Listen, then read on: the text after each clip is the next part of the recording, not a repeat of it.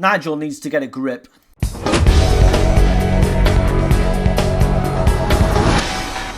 I can't win when I'm talking about reform, really. If I slag off St Rupert of Great Yarmouth, I lose subscribers. If I slag off Farage, I lose subscribers. So we're just going to plod on as normal. And Nigel Farage really has done himself absolutely no favours whatsoever by coming out and saying that he admires Keir Starmer and that he's a perfectly decent human being.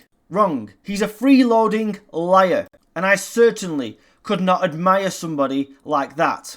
Now, Nigel's just trying to be agreeable, right? I get it. But this is stupidity. You do not compliment the leader, or the Prime Minister, shall I say, the leader of the party in government, who is destroying this country bit by bit, day by day, and the very person you want to go up against to be the next Prime Minister of the UK. What Reform are obviously doing, and Nigel wants to do, is appeal to a broader base by being a bit more centrist. When they seem to be forgetting, and you know, I'm still a Reform supporter, you believe it or not, but they seem to be forgetting what catapulted them in the polls to the position they are in now. What has put them in a very, very healthy position for these local elections coming up. It is the fact that they are more radical. It is the fact that they actually stood up to their name, Reform.